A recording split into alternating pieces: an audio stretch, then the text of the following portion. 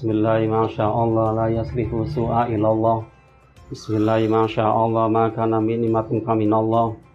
Bismillahi masyaallah la haula wa la quwata illa billah. Alhamdulillahi rabbil alamin ala kulli hal.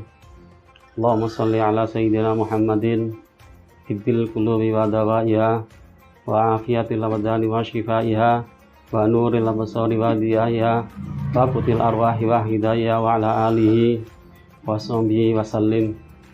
Alhamdulillahi rabbil alamin. Assalamualaikum warahmatullahi wabarakatuh. Sahabat-sahabat semua, teman-teman, saudara sebangsa setanah air, mudah-mudahan pada malam hari ini kita semua dalam keadaan sehat walafiat, tetap dalam lindungan Allah Subhanahu wa taala, sehat walafiat, sehingga kita tetap bersemangat melakukan segala aktivitas di tengah pandemi COVID-19 ini. Amin ya rabbal alamin. Alhamdulillah, pada malam hari ini kita dapat bertemu di dalam acara perdana, yaitu Bincang Santai Santri dengan Tokoh, di mana pada malam hari ini beliau berkenan memberikan pintu terbuka untuk beliau untuk kita bersilaturahmi dalam acara perdana, yakni Bincang Santai dengan Tokoh. Mari sama-sama kita berkenalan dengan beliau. Beliau seorang dai pendakwah bernama Ustadz Endang Jailani SPDI. Assalamualaikum Ustadz. Waalaikumsalam warahmatullahi. Gimana kabarnya? Alhamdulillah bidu'aikum bisihah wa afiyah. Alhamdulillah. Untuk mempersingkat waktu, karena beliau besok akan melakukan perjalanan bersilaturahmi atau sowan kepada ibunda beliau yang dalam keadaan sakit. Mudah-mudahan dalam perjalanan beliau besok tetap diberi Allah keselamatan, kesehatan, dapat bertemu, bersilaturahmi kepada ibunda beliau, dan ibunda beliau pun diberi kesehatan lahir batin. Amin ya rabbal alamin. Amin. Mari sama-sama kita mulai acara Bintang Santai ini dengan tema tantangan dakwah di masa pandemi. Sebagaimana kita ketahui, berapa bulan ini dunia heboh oleh virus yang sangat kecil yang membuat heboh semua lapisan masyarakat, mulai dari masyarakat yang paling kecil sampai penguasa negeri. Mari kita sama-sama melihat pandangan wawasan beliau dari kacamata seorang dai atau pendakwah. Untuk pertanyaan pertama, karena ini menyangkut tantangan seorang pendakwah di tengah masa pandemi ini, yaitu bagaimana pandangan Ustadz, apakah pandemi virus corona ini telah mempengaruhi semua sektor kehidupan, baik ekonomi, sosial, masyarakat, dan politik?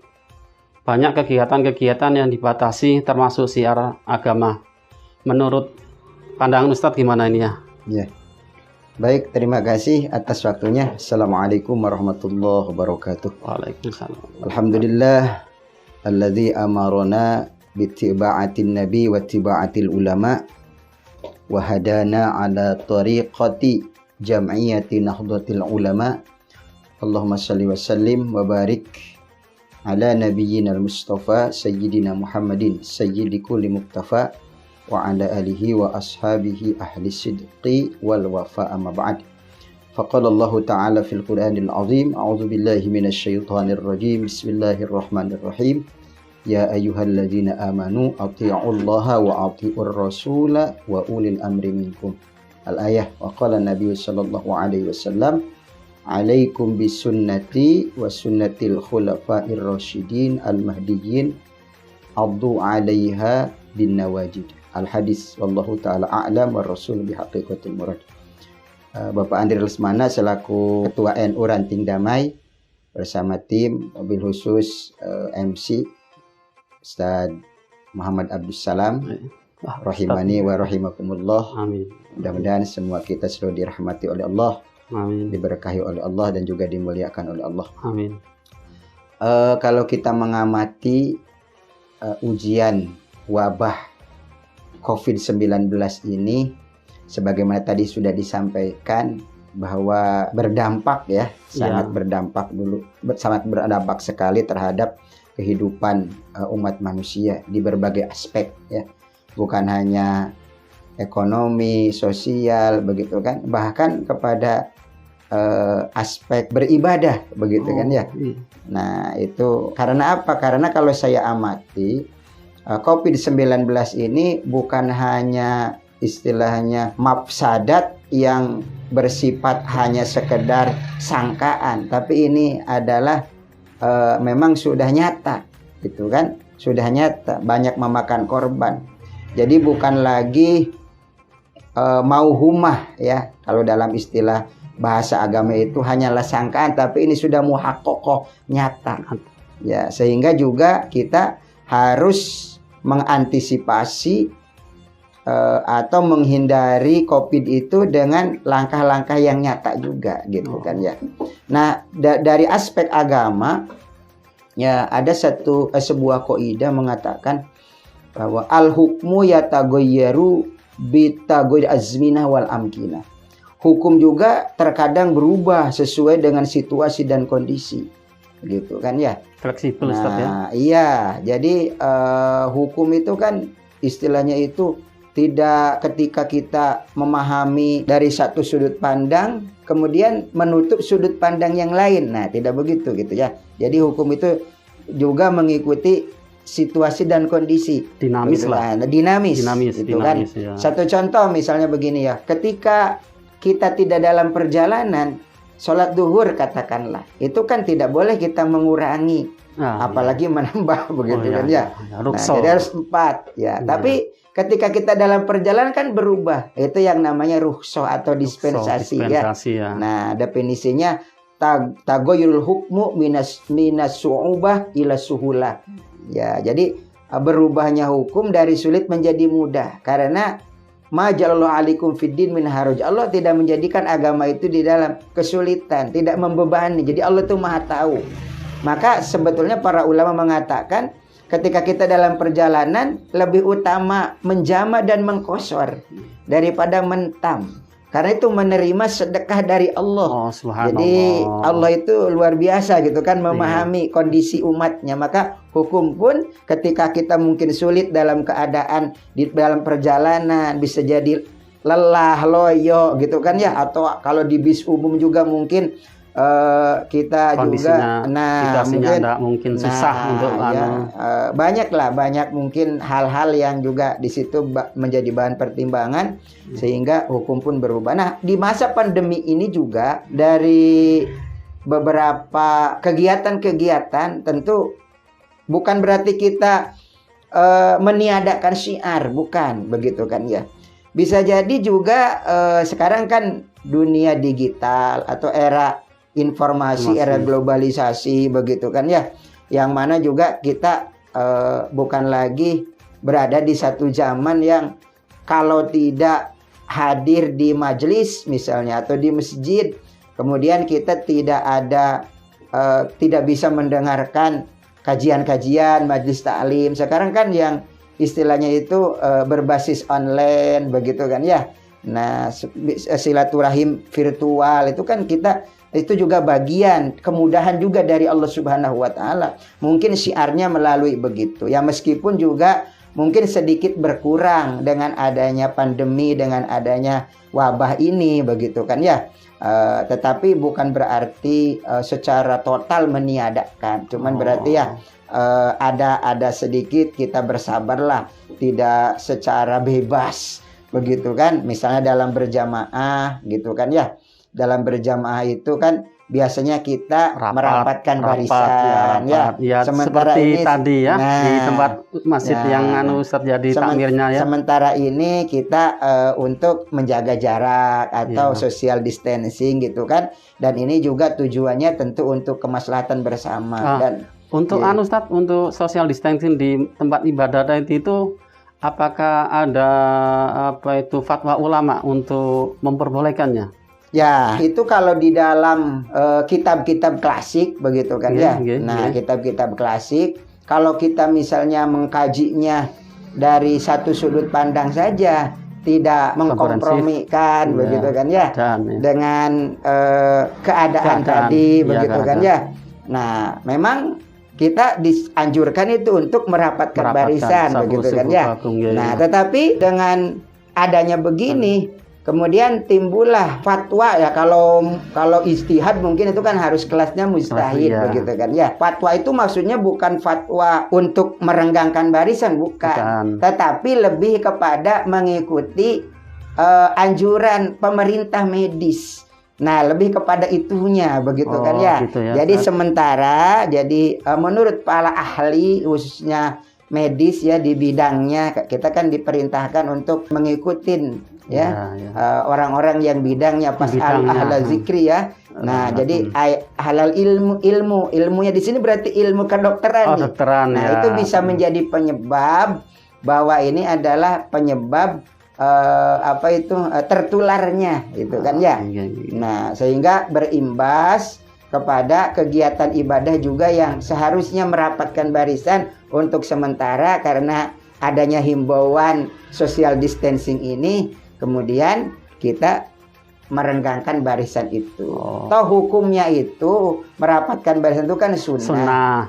Sunnah. Sementara memelihara diri itu hukumnya wajib begitu kan ya. Nah, sehingga di sini pertimbangannya bagaimana kita bisa lebih mendahulukan yang memelihara diri itu karena dikhawatirkan tadi begitu kan ya. Nah, sehingga kadang kita ini seringkali meminta diskon, tapi ketika diskon itu dispensa itu diberikan, malah kita itu kadang banyak yang menolak. Ya seperti contoh Ustadz nanti yang contohkannya, ketika dalam perjalanan musafir banyak yang tidak mau melakukan sholat jamak qasornya gitu kan. Kan sayang ya kalau di pemberian dari Allah untuk tidak diambil ya. Nah, untuk pertanyaan selanjutnya Ustadz, untuk kegiatan dakwah Ustadz sendiri apakah turut terganggu dengan adanya pandemi ini?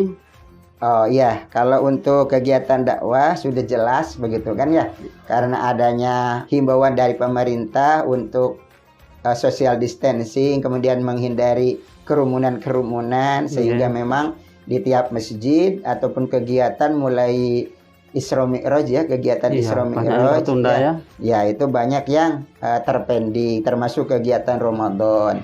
Tetapi ya kita juga semua berlapang dada karena memang ini memerlukan peran serta semua begitu kan ya.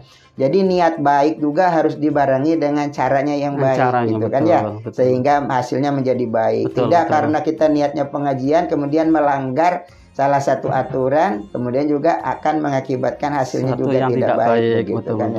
Tapi bisa dibedakan Ustadz, ketika kemarin pemerintah menganjurkan katakanlah bahasa yang agak tegas ya, PSBB ya, walaupun di Balikpapan tidak ada PSBB, dengan waktu yang sekarang pelonggaran sosial, itu dakwah itu ada bedanya atau Ustadz melakukan strategi yang lain dalam dakwah?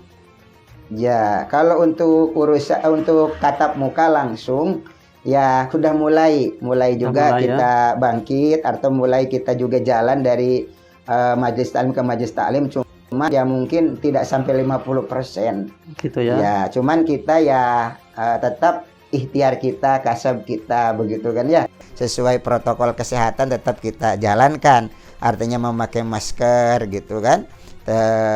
Menjaga jarak gitu kan ya, dan juga kita anjurkan juga bagaimana pola hidup sehat ya, cuci tangan apa. Jadi kita di dalam berdakwah juga lebih menekankan bagaimana kalau ada himbauan pemerintah itu ya kita laksanakan bersama begitu kan, tanpa mengurangi nilai dakwah kita atau nilai kebaikan kita begitu. Nah, kemarin kami lihat Ustadz ini ada membuat acara kebudayaan ya, apa itu judulnya, Nada dan Dakwah. Itu salah satu strategi atau gimana itu Ustaz? Iya, ya itu memang itu adalah inisiatif dari salah satu sahabat saya, itu kan Haji Tajang, dan beliau itu merupakan salah satu anggota di lembaga dakwah ya. Jadi di dalam rangka menarik minat ya, terutama di kalangan kaula muda begitu kan ya. Karena kalau misalnya sudah bahasanya atau temanya itu nada begitu kan, atau musik begitu kan ya, umumnya kan biasanya membuat tertarik begitu kan ya. Nah, maka dan juga karena kita sementara ini kalau konser secara langsung juga kan, nah melanggar ya. Iya, makanya melanggar kita, etika dan aturan. makanya kita salah satu solusi sementara di masa pandemi ini adalah ya melalui live streaming seperti sekarang ini kita laksanakan ini ya, tanpa mengurangi nilai juga. Ya, amin, gitu, amin, ya. alhamdulillah. Ini tadi Ustadz sudah bercerita tentang sinerginya seorang ulama atau pendakwah dengan anjuran pemerintah. Ya. Beberapa waktu yang lalu, kalau tidak salah, Panglima TNI ini mengapresiasi ya lembaga dakwah NU termasuk PBNU ya, mengucapkan terima kasih karena peran NU untuk memberi sosialisasi bahayanya COVID-19 ini. Ini dilihat dari segi apa ini Ustadz? Tanggung jawab atau beban atau tugas sebagai seorang warga negara atau gimana ini Ustadz? Baik, kalau saya amati langkah-langkah yang diambil oleh PBNU itu selalu bersinergi ya dengan pemerintah. Karena memang juga mungkin karena kearifan juga para ulama-ulama kita yang ada di PBNU begitu kan ya. Dan bagaimana juga akhlak sebagai warga negara kepada pemerintah. Kalau langkah-langkah itu langkah-langkah yang baik, kenapa tidak kita dukung? Betul, gitu kan? Apalagi memang anjur dalam Al-Quran wa ulil amri begitu. Selagi tidak keluar untuk kemaslahatan bersama, apalagi memang ada kaidah tasarruful imam ala ro'iyah manutun bil maslahah, gitu kan ya. Jadi kebijakan-kebijakan pemerintah itu untuk rakyat itu didasarkan kepada kemaslahatan. Jadi kita sudah berbaik sangka lah apa yang diambil oleh pemerintah ya itu untuk kemaslahatan bersama, bukan orang per orang, individu dan langkah-langkah yang diambil umumnya ya langkah-langkah yang diambil oleh PBNU itu selalu seiring, kecuali mungkin ada hal-hal yang menurut PBNU tidak baik ya, tanpa menghilangkan kritis dari PBNU tetap. Saya kiranya itu agak-agak melenceng tetap diingatkan. Cuman PBNU punya cara sendiri gitu kan ya. Ya. Memakai diplomasi yang santun ya. Iya, baik. Untuk Ustadz, untuk pertanyaan terakhir dan mungkin juga penutup ya. Virus ini di masa new normal baru ini dilawan atau berdamai. Terus hikmah apa yang bisa kita petik dengan adanya virus COVID-19 ini? Ya baik, mungkin kalau saya mengambil bahasanya pertengahan aja deh. Kalau orang NU itu kan biasanya tawasud, begitu kan ya, pertengahan. Jadi kalau pakai bahasa berperang kayak terlalu ini gitu kan ya. Begitu juga berdamai kayak seolah-olah mau bermesraan. Tapi mungkin kedua kalimat itu tergantung menyikapinya, kita bukan menyalahkan begitu kan ya. Jadi benarlah, mungkin tergantung dari perspektif mana dia berbicara itu kan, bisa ada benarnya, bisa ada kurangnya begitu kan. Walau menurut pandangan saya. Jadi kalau pandangan saya itu mengambil pertengahan. Jadi menghindari, sehingga saya tuh sering kata-kata memakai itu seperti misalnya anak-anak santri mau ngaji, hindari COVID-19. Oh gitu ya, kan ya. Nah, dengan mengikuti protokol kesehatan gitu kan ya. Karena kan kalau kita mengacu kepada hadis juga, firu minal majdum tapi rukum minal asad. Jadi larilah, mungkin hindarilah begitu kan ya. Nah, hindarilah. Cuman mungkin karena sekarang itu sudah pemerintah juga memutuskan ada kelonggaran. Jadi tidak terlalu seolah-olah kayak kemarin itu kita jadi ada kesannya juga di kalangan kita itu mencekam seolah ini gitu kan. Nah, sekarang pemerintah sudah memberi kelonggaran. Yang terpenting itu bagaimana kita tetap berusaha berikhtiar ya. Memakai masker itu kan sudah langkah-langkah yang baik begitu kan ya. Sebagai ikhtiar dan usaha, ibaratnya kita hujan lah memakai payung. Masalah basah itu nanti, yang penting pakai payung dulu gitu kan ya. Kita pakai masker ya, pakai masker dulu. Masalah nanti memang kita terjangkit atau enggak itu urusan lain begitu kan ya. Nah, yang penting kita sudah berusaha begitu kan ya. Kemudian banyak sebetulnya hikmah dengan adanya ini. Ya mungkin pada hakikatnya pada intinya dengan adanya virus itu menyuruh juga kita memperhatikan pola hidup bersih. Begitu kan, supaya belajar sehat. Mungkin kalau selama ini kita nih jarang-jarang cuci tangan, kadang-kadang makan sembarangan. Sekarang nggak makan pun sebentar cuci tangan.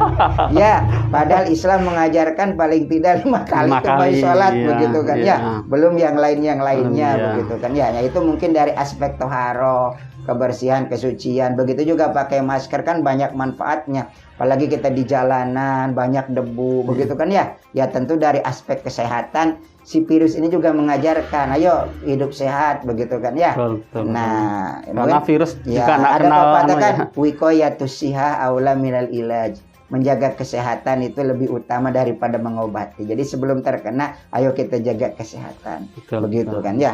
Kemudian hikmah yang kedua, ya tentunya secara tauhid itu, secara akidah mengajak kita merenung bahwa hanya dengan makhluk yang sekecil, ya kecil tidak kelihatan, begitu kan. Kita nih panik ketimbang yang kelihatan, begitu kan ya. Ini kuasa Allah. Dan ini juga ujian keimanan. Apakah dengan ini malah lari dari Allah, menjauh dari Allah, atau tetap kita mengingat Allah Subhanahu wa Ta'ala, gitu kan ya. Karena dengan virus itu bukan berarti tidak sholat, tetap sholat. Taruhlah kemarin misalnya kita ada sementara himbauan untuk dirubah, bukan berarti meninggalkan sholat, tapi tetap sholat jalan. Cuman mungkin bagaimana kita lebih bisa merasakan kebersamaan dengan keluarga, begitu kan ya. Nah, kemarin itu sempat di masyarakat itu kan ada pelarangan berkumpul, membatasi tempat ibadah ya. Banyak masyarakat itu salah mengartikan ibadahnya yang dilarang. Nah, ini kan persepsi yang salah, Ustadz. Ya kan diplesetkan oleh pihak-pihak yang tidak bertanggung jawab. Sebetulnya kan yang dilarang itu kan kegiatannya, bukan dilarang, yang dibatasi kegiatan di tempat ibadah, tapi tidak melarang ibadahnya. Kan itu sebetulnya tidak betul ya, Ustadz ya itu ya? Iya, betul. Jadi sebetulnya pemerintah itu yang pertama udah diklarifikasi oleh Majelis Ulama, termasuk Majelis Ulama, bukan melarang, gitu kan ya, tapi sekedar himbauan saja. Itu yang pertama dari segi bahasa juga. Kemudian yang kedua bukan menghilangkan ibadahnya, tetapi memindahkan ibadahnya karena uzur. Toh di zaman Nabi itu kan kalau ada angin kencang, kalau ada hujan besar ya, sehingga kalimat adanya kan menjadi ala shollu fi buyutikum, begitu kan ya, sholatlah di rumah. Nah, berarti kejadian seperti sekarang ini itu bukan hanya terjadi di zaman kita, di zaman Rasul bahkan ketika terjadi hujan deras, ketika terjadi angin kencang, begitu kan ya. Nah, toh diperbolehkan untuk tidak berjamaah ke masjid dan di rumah saja, gitu kan ya. Ya, cuman mungkin ya bisa jadi orang tuh menyikapinya terlalu berlebihan. Karena ya kita tidak menyalahkan juga karena saking cintanya orang kepada masjid, mungkin ya.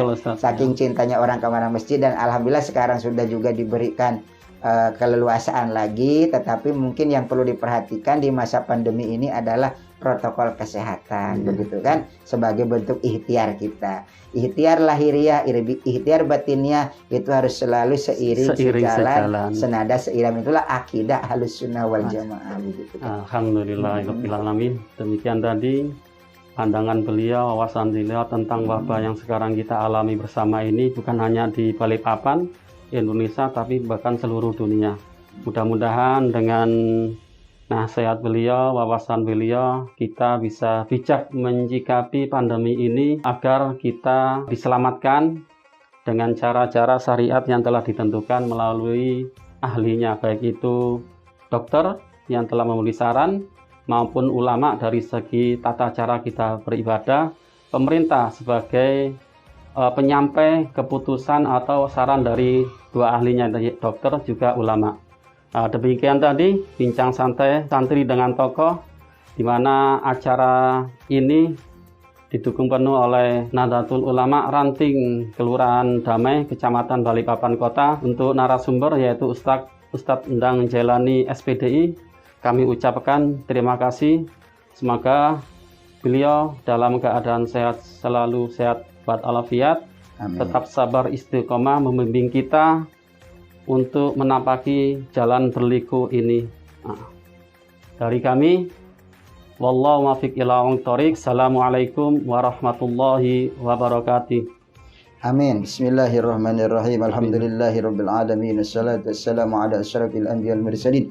Sayyidina Amin. Muhammadin wa ala alihi wa ashabihi ajma'in. Ya Allah ya Rahman ya Rahim, Amin. ya Malik ya Kudus ya Salam ya Dzal Jalali wal Ikram. Amin. Allahumma tahassana bi dzil izzati wal jabarut wa Amin. antasamna bi rabbil malakut wa tawakkalna al hayyul ladzi la yamut. Allahumma asrif anna hadzal bala hadzal waba wa qina syarrad da wa najina min at-ta'ni wa ta'un wal bala bi lutfika ya latif ya khabir innaka ala kulli syai'in qadir. Allahumma inna na'udzubika minal baras wal junun wal juzam min sa'il asqam. Allahumma inna na'udzubika min jahdil bala wa darkis syaqa wa su'il qada wa syamatatil a'da. Allahumma salli ala Sayyidina Muhammadin wa ala ali Sayyidina Muhammadin bi'adadi kulli da'in wa dawa. Allahumma salli ala Sayyidina Muhammadin tibbil qulubi wa dawaiha wa afiyatil abdani wa shifaiha wa nuril absari wa diyaiha wa qutil arwahi wa gizaiha wa ala alihi wa sahbihi wa sallim. Subhanakallahumma bihamdika asyhadu an la ilaha illa anta astaghfiruka wa atubu ilaik. Astaghfiruka wa atubu ilaik. Astaghfiruka wa atubu ilaik. Sallallahu alaihi sayyidina wa maulana Muhammad wa ala alihi wa ashabihi ajmain. Subhana rabbika rabbil izzati amma yasifun. Wassalamun alal mursalin. Walhamdulillahi rabbil alamin. Taqabbalallahu minkum. Minna wa minkum taqabbal ya karim.